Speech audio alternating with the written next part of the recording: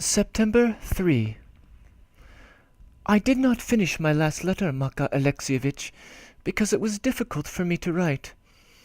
Sometimes I have moments when I am glad to be alone, to mourn, with none to share my grief, and such moments are becoming more and more frequent with me.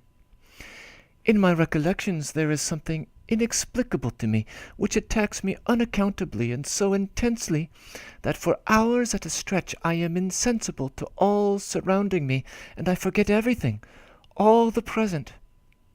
And there is no impression of my present life, whether pleasant or painful or sad, which would not remind me of something similar in my past, and most often in my childhood, my golden childhood. But I always feel oppressed after such moments. I am somehow weakened by them. My dreaminess exhausts me, and apart from that my health grows worse and worse.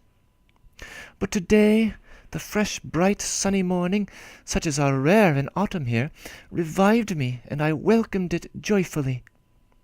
And so autumn is with us already. How I used to love the autumn in the country! I was a child then, but I had already felt a great deal. I loved the autumn evening better than the morning. I remember that there was a lake at the bottom of the hill, a few yards from our house. That lake, I feel as though I could see it now, that lake was so broad, so smooth, as bright and clear as crystal. At times, if it were a still evening, the lake was calm. Not a leaf would stir on the trees that grew on the bank, and the water would be as motionless as a mirror. It was so fresh, so cool. The dew would be falling on the grass, the lights begin twinkling in the cottages on the bank, and they would be driving the cattle home. Then I could creep out to look at my lake, and I would forget everything looking at it. At the water's edge the fishermen would have a faggot burning, and the light would be reflecting far, far over the water. The sky was so cold and blue, with streaks of fiery red along the horizon, and the streaks kept growing paler and paler. The moon would rise, the air so resonant that if a frightened bird fluttered, or a reed stirred in the faint breeze, or a fish splashed in the water, everything could be heard. A white steam, thin and transparent, rises up over the blue water. The distance darkens, everything seems drowned in the mist, while close by it all stands out so sharply, as though cut by a chisel, the boat, the banks, the islands.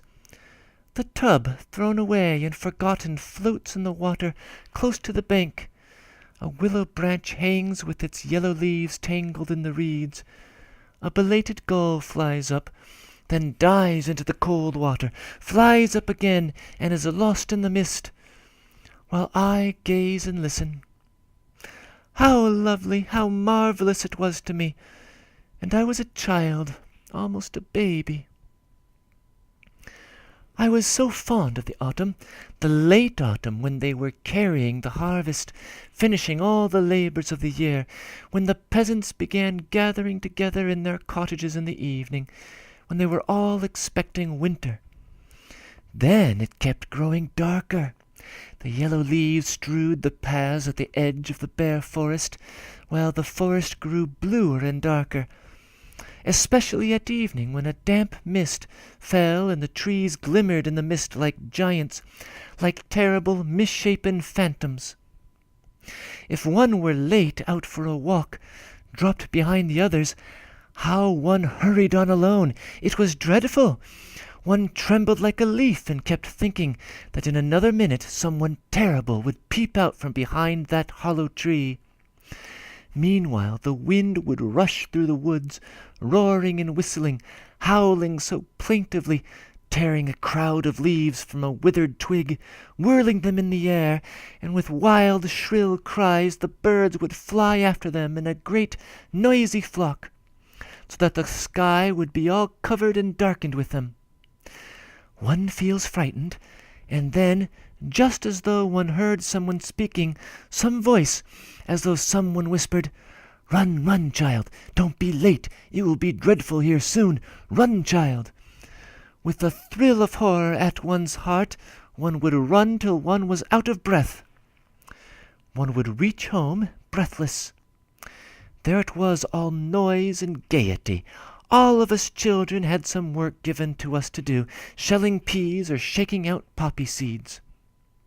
The damp wood crackles in the stove.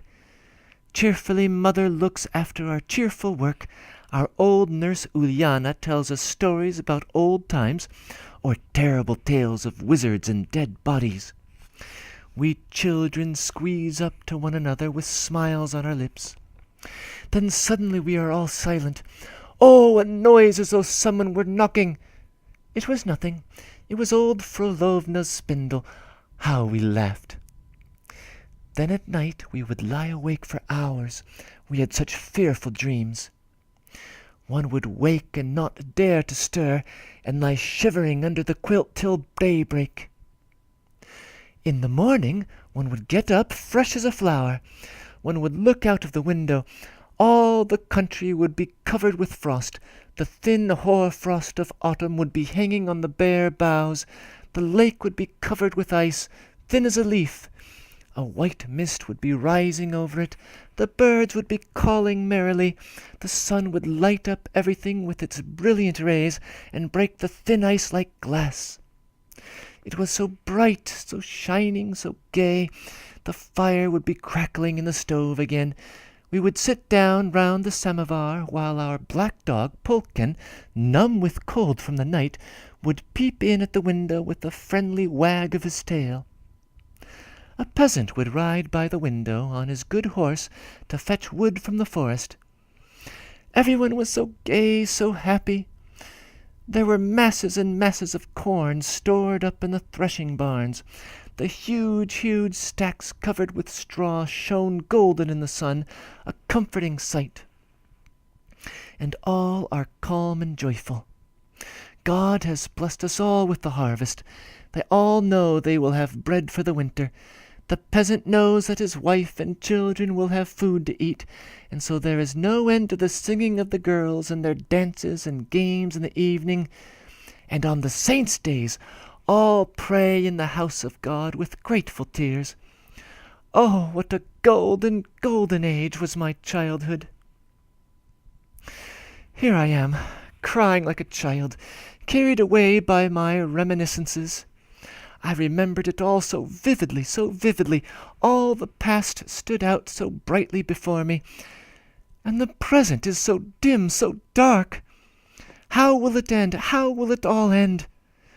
Do you know, I have a sort of conviction, a feeling of certainty, that I shall die this autumn. I am very, very ill. I often think about dying. But still, I don't want to die like this, to lie in the earth here. Perhaps I shall be laid up as I was in the spring. I've not fully recovered from that illness yet. I am feeling very dreary just now. Fedora has gone off somewhere for the whole day, and I am sitting alone. And for some time now I've been afraid of being left alone. I always feel as though there were someone else in the room, that someone is talking to me. Especially when I begin dreaming about something and suddenly wake from my brooding. Then I feel frightened. That is why I've written you such a long letter. It goes off when I write. Goodbye. I finish my letter because I have neither time nor paper for more. Of the money from pawning my dress and my hat, I have only 1 rouble in silver left. You have given the landlady 2 roubles in silver. That's very good. She will keep quiet now for a time. You must improve your clothes somehow.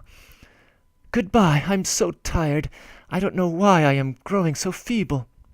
The least work exhausts me. If I do get work, how am I to work? It is that thought that's killing me. V.D.